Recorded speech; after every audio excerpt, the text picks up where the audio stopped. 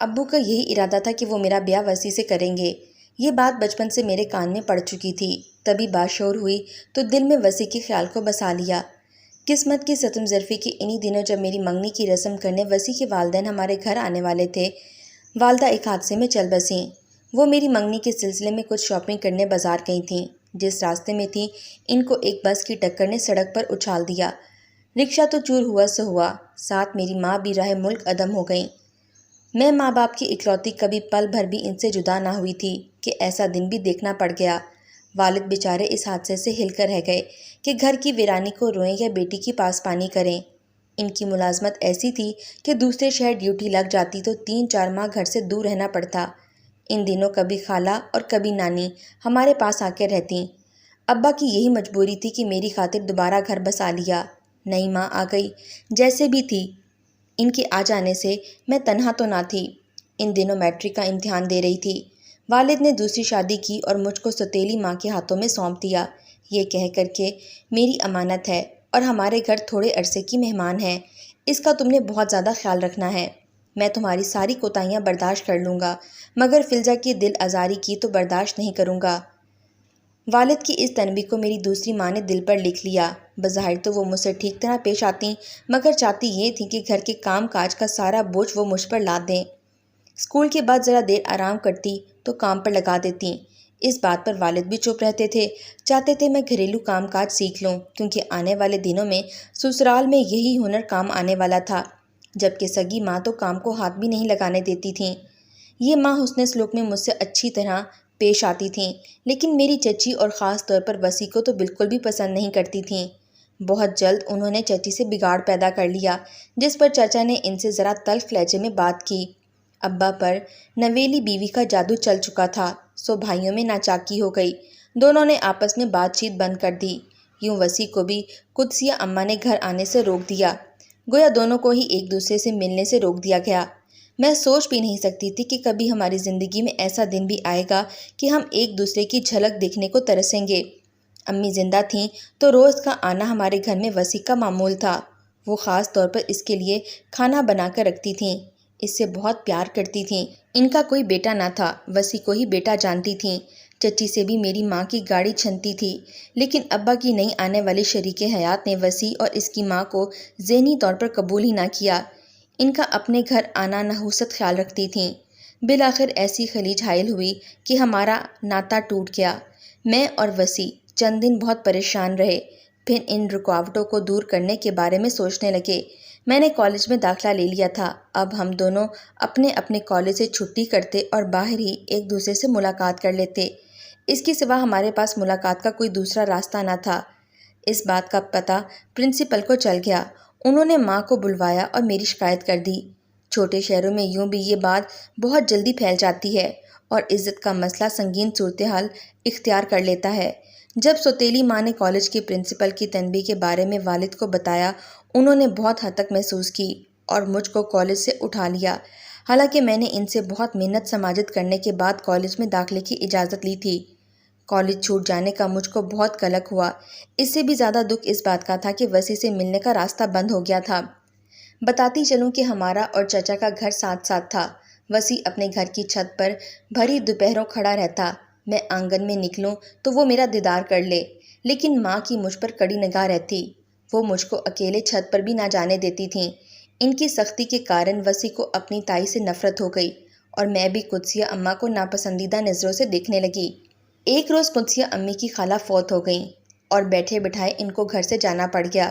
تب وسیع کو مجھ سے بات کرنے کا موقع مل گیا۔ اس نے مجھ سے کہا کہ تم ہمت کرو ورنہ یہ عورت ہم دونوں کو ہمیشہ کے لیے ایک دوسرے سے دور کر دے گی۔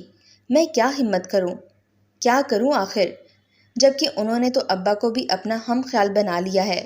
دراصل یہ میری شادی اپنے پہلے شوہر کے بیٹے انعام سے کرنا چاہتی ہیں، جو اپنے دادا دادی کے پاس رہتا ہے، کیونکہ ان کو ابا کے مکان اور جائیداد کا لالچ ہے، جس کی میں وارث ہوں۔ اسی وجہ سے چچی سے انہوں نے جان بوجھ کر بگاڑ پیدا کیا ہے۔ یہ بات سن کر وسیع کو اور مجھے بھی غصہ آیا۔ کہنے لگا، جب تایا شہر سے باہر ڈیوٹی پر ہوں تم چھت پر آ کر مجھ سے ملنا، قدسیہ اماں کو نیند کی گولی کھلا دینا، ہم مل کر سوچتے ہیں اور اس سانپ کو اپنے درمیان سے ہٹانے کی کوئی ترکیب کرتے ہیں۔ میں سمجھی کہ اس بات کا مطلب یہ ہوگا کہ کوئی تدبیر کر کے ہم اپنے باپوں کو پھر سے صلح پر راضی کرتے ہیں۔ اب جب ابا ڈیوٹی پر رات کو گھر سے باہر ہوتے، میں سوتیلی ماں کو گہری نیند میں چھوڑ کر آدھی رات کو چھت پر چلی جاتی۔ یوں میری اور وسیع کی کئی ملاقاتیں ہوئیں۔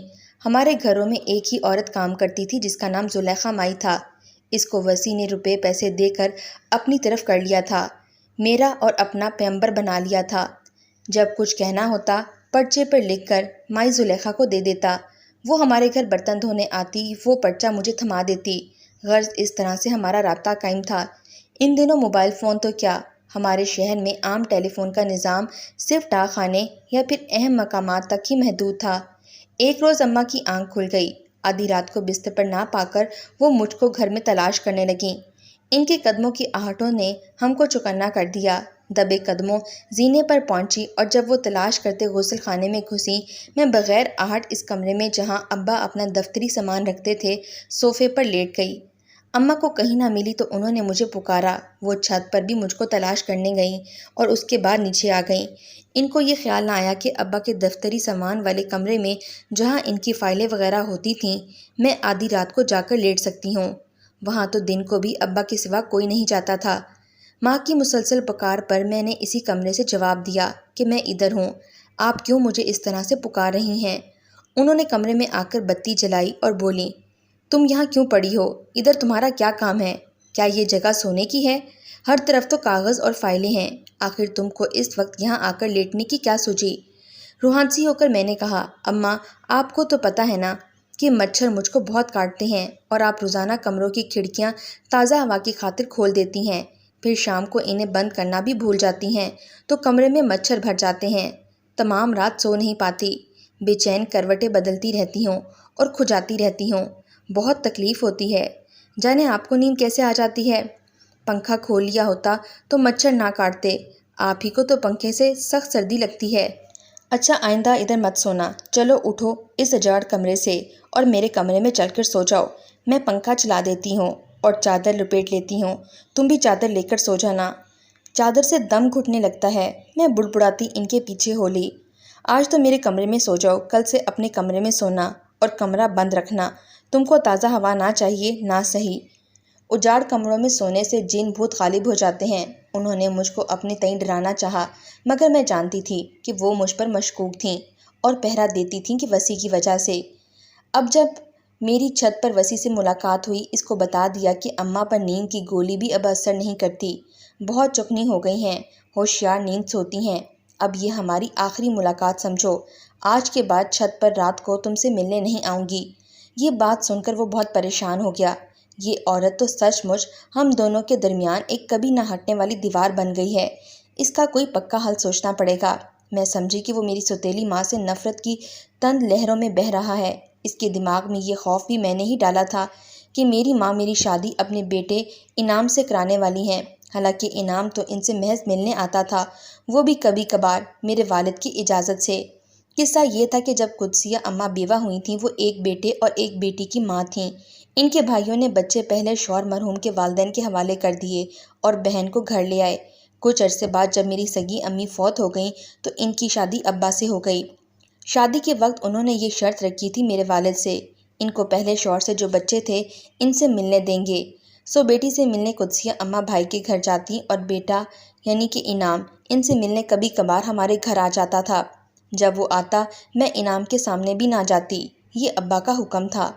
قدسیہ اماں کو مجھ پر سختی اور وسیع سے ملنے پر پابندی کے باعث یہ قصہ میرے ذہن نے از خود گھڑ لیا تھا کہ وہ شاید ہمارے مقام کی خاطر میرا بیاہ انعام سے کرنے کا سوچ رہی ہیں۔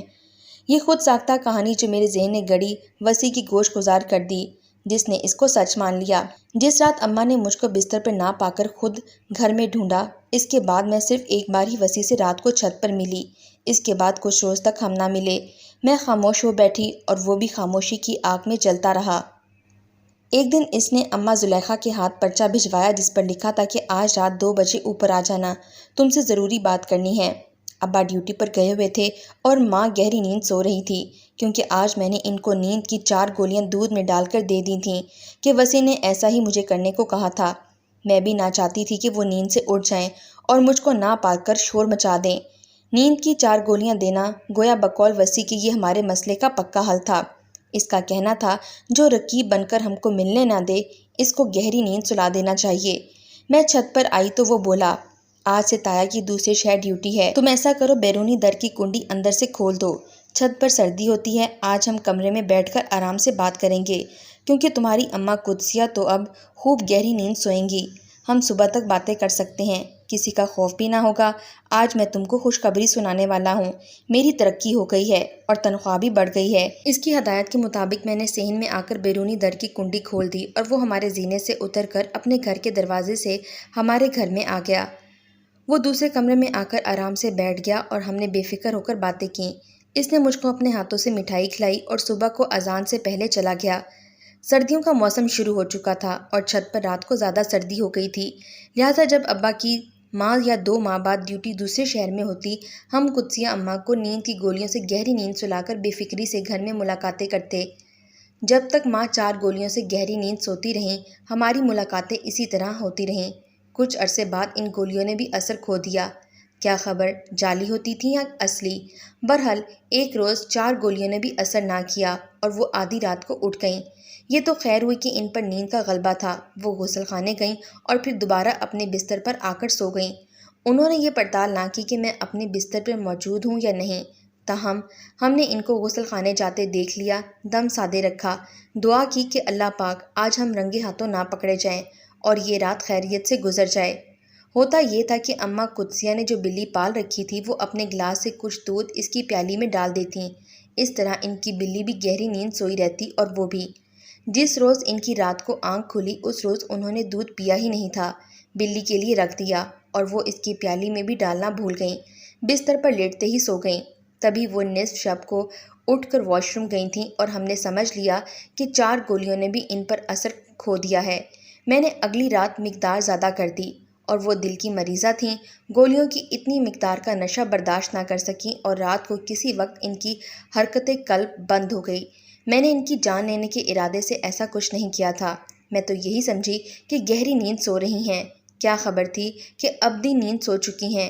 اس روز رات بھر جاگنے کے باعث میری آنکھ بھی کافی دیر سے کھلی، وہ بھی مجھ کو زلیخا نے جگایا، بولی، بی بی کیا ہوا ہے؟ 11 بج رہے ہیں، آپ دونوں ماں بیٹی دن چڑھے سو رہی ہیں۔ بڑی آپا کو آواز لگائی، وہ نہ اٹھیں، آپ کی طرف آئی تو آپ بھی آنکھیں موندے پڑی تھیں۔ میں تو تمہاری ایک آواز پر اٹھ گئی ہوں نا، مگر تم گھر کے اندر کیسے آئی ہو؟ آپ کا بیرونی در کھلا ہوا تھا، وہ بولی، اچھا اماں کو دیکھتی ہوں۔ اماں کے کمرے میں گئی، وہ کب اٹھنے والی تھیں، ان کو رات میں گولیاں جو زیادہ مقدار میں دی تھیں آج شام سے پہلے اٹھنے والی نہیں تھیں۔ زلیخا سے کہا، آج تم کام کی چھٹی کر لو، اماں جاگ گئیں تو ان کے درد شروع ہو جائیں گے۔ رات اچانک پتے میں درد اٹھا، رات بھر نہ خود سوئیں اور نہ مجھے سونے دیا، مشکل سے آنکھ لگی ہے ان کی۔ ایسا کرو تم کل آنا۔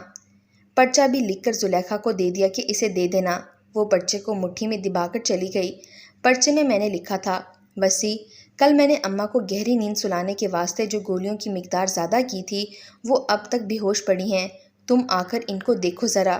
میں گھر میں اکیلی تھی، وہ آ گیا، ہم اماں کے پاس گئے، ان کو ہلایا جلایا، دیکھا، ناک پر ہاتھ رکھا، نبض دیکھی اور کہا، کچھ نہیں، گولیوں کا نشے کا اثر ہے، تھوڑا سا اور دیکھ لیتے ہیں، 2-4 گھنٹے بعد شاید ہوش آ جائے۔ بے وقوف و فلزا، تم نے ان بیچاری کو زیادہ گولیاں کیوں دے دیں؟ اچھا اب میں دوبارہ آ جاؤں گا، فکر نہ کرو، بے ہوش ہیں۔ یہ کہہ کر وہ تو چلا گیا، مگر مجھ کو چین نہ آ رہا تھا، خیال آیا کہ ان کی پالتو بلی بھی نظر نہیں آ رہی۔ میں نے اپنے لیے چائے پراٹھا بنایا تھا، ناشتہ کیا اور پھر بلی کو دیکھنے نکلی تاکہ اس کو کھانا ڈالوں، اماں اٹھیں گی تو خفا ہوں گی کہ میری بلی کو کھانا کیوں نہیں ڈالا۔ ہمارے گھر کے ساتھ ہی ایک حصہ مرغیوں اور بکریوں کے لیے والد نے چھوڑا ہوا تھا، یہ عقبی سین تھا جس کا فرش کچا تھا، اس کو ہم کچا ہی کہتے تھے۔ اماں کی بلی کی تلاش میں کچے کی طرف گئی، یہاں کاٹ کباڑ پڑا ہوا تھا اور یہاں چوہے کی کھٹ پٹ کے باعث بلی اکثر ان کاٹ کباڑ میں گھس جاتی تھی۔ اس کو پچکارا، وہ کچے میں بھی کہیں نظر نہ آئی، ورنہ پچکارنے پر جہاں ہوتی نکل کر آ جاتی۔ میں نے جھک کر کاٹ کباڑ کی پڑتال کی اور وہ مجھ کو وہاں پڑی ملی، لکڑی سے ہلایا، وہ مر چکی تھی، گویا رات کو اماں نے خود دودھ پیا اور کچھ اس کی پیالی میں بھی ڈالا تھا۔ میں سوچ رہی تھی کہ جو گولیاں وسیع نے لا کر دی تھیں وہ شاید کچھ زیادہ پاور والی تھیں، کہ دودھ پینے کے بعد اماں اور ان کی بلی دونوں ہی ہمیشہ کی نیند سو گئی تھیں۔ شام کو وسیع آیا، اماں کو دیکھا، مجھ سے کہا کہ ابھی تک بے ہوش ہیں، تھوڑی دیر میں ڈاکٹر کو لے کر آتا ہوں۔ اس دوران کوئی آ کر اماں کا پوچھے تو کہنا طبیعت خراب تھی، سو رہی ہیں۔ رات 12 بجے تک وہ نہ آیا، میرا جی گھبرانے لگا۔ دوبارہ قدسیہ اماں کے پاس گئی، پکارا، ہلایا جلایا، مگر وہ ہوتی تو اس جہان میں تبھی جواب دیتی۔ مجھ کو یقین ہو گیا کہ اماں مر گئی ہیں۔ میں رونے لگی، مگر منہ پر دوپٹہ رکھ کر دھیمے دھیمے آواز میں۔ رات کا 1 بجا تھا، تبھی کھٹکا ہوا۔ میرے کان تو در پر لگے ہوئے تھے۔ وسیع کے انتظار میں اور خوف کے مارے برا حال تھا۔ دروازہ کھولا، وسیع نے کہا تم کمرے میں چلی جاؤ اور اندر سے کنڈی لگا لو، جب تک میں نہ کہوں باہر مت آنا، ڈاکٹر کو دکھا لوں، میں اماں کو ہسپتال لے جاؤں گا، ساتھ میرے دوست ہیں، ان کی گاڑی میں لے جانا ہے، تم سامنے مت آنا ان لوگوں کے۔ میں کمرے میں چلی گئی، اندر سے کنڈی لگا لی، وہ دوستوں کو اندر لے آیا، ان کے پاس کدالیں تھیں، وہ اماں کے کمرے میں گئے، سب نے مل کر ان کو اٹھایا اور کچے میں لے گئے۔ تجسس کے مارے مجھ سے رہا نہ گیا، در کھولا اور کچے میں جھانکا، وہ صحن میں کدالوں سے گڑھا کھود رہے تھے۔ سمجھ گئی کہ تن مردہ کو یہ گھر کے اندر ہی کچے میں گڑھا کھود کر سپرد خاک کر رہے ہیں۔ اماں واقعی مر چکی تھیں، ادھر ان کے ساتھ کوئی ڈاکٹر نہیں ہے۔ بامشکل واپس کمرے تک آئی، جسم کانپ رہا تھا، بستر پر گر کر بے ہوش ہو گئی۔ خدا جانے کب وسیع نے اپنے ساتھیوں کے ساتھ اس بھیانک کام کو سر انجام دیا اور پھر وہ اور اس کے ساتھی صبح ہونے سے پہلے ہی گھر سے نکل گئے۔ جاتے ہوئے وہ ہمارے گھر کے دروازے کی کنڈی بھی اندر سے لگا کر نہ گیا، خود ہماری چھت سے اپنی چھت پر اور پھر وہاں سے زینے طے کرتا ہوا اپنے گھر چلا گیا۔ صبح جب میری آنکھ کھلی، خوف سے بستر سے نہ اٹھ سکتی تھی، نہ چار اٹھی، پہلے اماں کے کمرے میں جھانکا، اماں نہ تھیں، ان کا بستر خالی تھا۔ ظاہر ہے کہ ان کو آدھی رات کو وسیع نے کچے کے صحن میں دفنا دیا تھا اور اوپر سے مٹی برابر کر دی تھی۔ میں گمسم اپنے کمرے میں آ کر بیٹھ گئی تھی۔ یہ میری غلطی کے سبب ہوا تھا۔ اب در پر زلیخا مائی تھی، بولی کب سے در بجا رہی ہوں بی بی، کیا سو رہی تھی؟ غسل خانے میں تھی، اماں کی طبیعت خراب ہو گئی تھی، رات کو ابا آ گئے اور ان کو ہسپتال لے گئے آپریشن کروانے۔ اچھا فلزہ بی بی، اللہ تعالیٰ ان کو صحت دے، تم اکیلی کیسے رہو گی؟ تمہارے پاس کون ہے؟ ابا کہہ گئے تھے کہ مائی زلیخا سے کہنا کہ خالہ کے گھر جا کر ان کو تمہارے پاس بھیج دیں گی۔ ٹھیک ہے بی بی، فکر نہ کرو، میں کام ختم کر کے چلی جاتی ہوں۔ آج کام نہ کرو، تم بس جا کر میری خالہ کو بلا لاؤ۔ وہ چلی گئی۔ سہ پیر کو خالہ آ گئیں، بولی بیٹی میں قدسیہ کی بیماری کا سن کر پریشان ہو گئی ہوں، تم ایسا کرو میرے ساتھ میرے گھر چل کر رہو، میں تمہاری چچی کے گھر جاتی ہوں، پھر ہم گھر کو تالا لگا دیتے ہیں اور چابی ان کو دے جاتے ہیں، آپ یہاں رہ جائیے۔ فلزہ بیٹی میں یہاں رات نہیں رک سکتی، تمہارے خالو کی طبیعت خراب ہے، ان کے پاس دیکھ بھال کو میرے سوا کوئی نہیں، میری یہ مجبوری ہے۔ مجھ کو تو گھر سے وحشت ہو رہی تھی، ابا سے بھی رابطہ نہیں کر سکتی تھی، خالہ کی بات مان لی، انہوں نے چچی جان کو جا کر بتلا دیا کہ منظور آئیں تو کہہ دینا کہ خالہ فلزہ کو لے گئی ہیں، اللہ ان کی قدسیہ اماں کو صحت یاب کر دے اور وہ خیریت سے لاہور سے آ جائیں۔ چچی جان کو خالہ کی زبانی معلوم ہوا کہ خالہ قدسیہ گھر پر نہیں ہیں، جیٹ آپریشن کرانے لے گئے ہیں، سو انہوں نے چابی رکھ لی۔ کچھ دن ہمارا گھر بند پڑا رہا، ادھر میرا دل بھی جیسے بند ہو رہا تھا، جب ابا آئیں گے اور ہم دونوں کو گھر پر نہیں پائیں گے تو کیا ہوگا۔ وسیع تو اگلے دن ہی شہر سے غائب ہو گیا، وہ دوسرے شہر اپنے ایک دوست کے پاس چلا گیا۔ ابا آئے، تالا دیکھا، لا محالہ بھائی کے گھر سے پتہ کیا، چچی سے پوچھا، انہوں نے وہی دہرایا جو خالہ بتا کر گئی تھیں، وہ فکر مند ہو گئے، پہلے خالہ کے گھر آئے، مجھ سے پوچھا کہ تم نے ایسا کیوں کہا، تمہاری اماں کدھر ہیں؟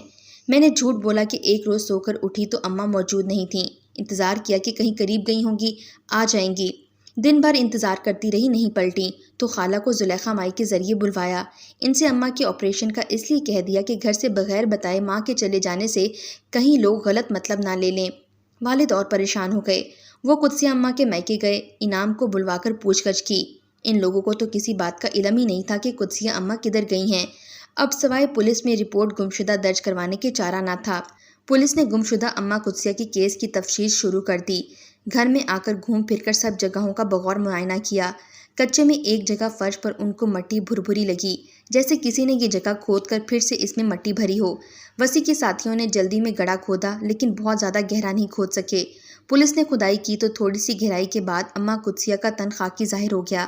ابھی تفتیش جاری تھی کہ جہاں جا کر وسیع چھپا تھا اس کے دوست نے آ کر میرے والد سے رابطہ کیا اور ان کو بتا دیا کہ تمہارا بھتیجا اپنی چاچی کو آپ کے کچے سین میں دفن کر آیا ہے، کیونکہ غلطی سے آپ کی بیٹی نے ان کو پتے کے درد کی دوا کوئی ایسی دی تھی کہ وہ دوا کی تیزی نہ سہ سکیں اور جاں بحق ہو گئیں۔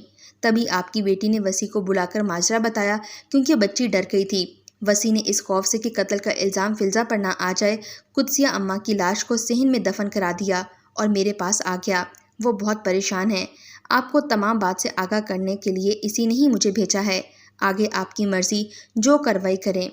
ابا جانتے تھے کہ فلزا قتل نہیں کر سکتی، غلط مقدار میں دوا ضرور دے دی گئی ہوگی، کیونکہ جب قدسیہ اماں کے پتے کا درد ہوتا تھا تو ان کو کافی تکلیف ہوتی تھی۔ وہ درد کی دوا میرے ہاتھ سے ہی لیتی تھیں اور کچھ عرصے بعد ان کا آپریشن کرانے کا ارادہ بھی تھا۔ باپ تو پھر باپ ہوتا ہے، انہوں نے پولیس سے نہ تو میرا نام لیا اور نہ ہی وسیع کا، البتہ اماں قدسیہ کو ہی گناہ گار ٹھہرا دیا گیا۔ ان کے بھائی اور قریب رہنے والوں نے ان کو اور مجھ کو بچانے کی خاطر یہ گواہی دی کہ کبھی کبھار ان سے ملنے کوئی شخص ان کے شوہر کی غیر موجودگی میں آتا تھا اور تب فلزا کو خالہ کے گھر بھجوا دیا جاتا تھا۔ ہم منہ سے خاندان کی عزت کی خاطر یہ معاملہ تشت ازبم نہیں کر سکتے تھے، یہ سوچ کر کہ ممکن ہے کہ اس خاتون کے میکے سے کوئی رشتہ دار ملنے آتا ہو۔ ہم تہمت نہیں لگانا چاہتے، غرض پولیس کی مطلوبہ تواضع کی جائے تو کوئی بھی کہانی بنائی جا سکتی ہے، کیس کو خودکشی بھی ظاہر کیا جا سکتا ہے۔ اصل مسئلہ ان کی گمشدگی کا تھا، بلکہ لاش کی صحن سے برآمدگی کا تھا۔ والد ایسے محکمے میں تھے کہ ان کی دن رات وہاں موجودگی اور ڈیوٹی کے اوقات کار میں وہاں پر موجود رہنا ثابت تھا۔ بہرحال جس طرح بھی ممکن ہوا، اماں قدسیہ کا کیس تلاش گمشدہ کا ہی رکھا گیا اور کہانی کے دوسرے حصے کو تفتیش میں نہ جانے کیسے درج کیا گیا۔ نہ تو مجھ کو تھانے جانا پڑا کہ میں 16 برس کی ایک ناسمجھ اور بن بیائی بچی تھی، اور نہ ہی وسیع کو، اس کا تو اس معاملے میں کہیں ذکر تک نہیں کیا گیا۔ سبھی اپنے تھے اور ایک دوسرے کا ساتھ دے رہے تھے۔ حقیقت یہ ہے کہ وسیع نے مجھ سے ملاقات کی خاطر چند گولیاں ضرور لا دی تھیں، اس نے یہ نہیں کہا تھا کہ اتنی زیادہ مقدار میں دے دینا، یہ میری کم عقلی تھی۔ اس خیال سے کہ ان کو بہت گہری نیند آئے، میں نے زیادہ مقدار میں دے دیں جو وہ سہ نہ سکیں۔ ان کو ہوش ہی نہ آ سکا اور وہ بے ہوشی میں اس جہاں سے چلی گئیں۔ ان دنوں موبائل فون نہ تھے، نہ اتنی معلومات بچوں کو ہوتی تھی کہ کون سی گولیاں زیادہ مقدار میں استعمال کرنے سے جان چلی جاتی ہے۔ خدا گواہ ہے، ہم دونوں میں سے نہ تو وسیع نے اور نہ ہی میں نے اماں قدسیہ کو زندگی کی نعمت سے محروم کرنا چاہا تھا، مگر یہ ہماری پھوٹی تقدیر کہ ہماری لا علمی اور بے وقوفی سے ایسا ہو گیا، اور پھر وسیع نے مجھ کو بچانے کی خاطر اماں کو گڑھے میں چھپا دیا۔ والد اور تایا نے اس کیس کی سنگینی کی خاطر رنجش ختم کر کے صلح کر لی اور دونوں ہی اولادیں خطرے میں تھیں۔ قدرت نے میری شادی وسیع میں لکھتی تھی سو ہو گئی۔ اس واقعے کو 70 سال گزر چکے ہیں، میں زندگی کی آخری سانسیں گن رہی ہوں، دل کا بوجھ اتارنے کو اپنی کہانی چھوڑے جا رہی ہوں۔ پوتی کو تاکید کر دی ہے کہ میرے مرنے کے بعد اس لفافے کو کھولنا۔ آج دادا وفات پا چکے ہیں، دادی بھی اس دنیا سے چلی گئی ہیں، لیکن ان کی یہ کہانی ایک محبت کی کومل کہانی نہیں ہے، بلکہ ایک خوفناک یادگار کہانی ہے جس کو ان کے بعد جس نے بھی پڑھا ششدر رہ گیا۔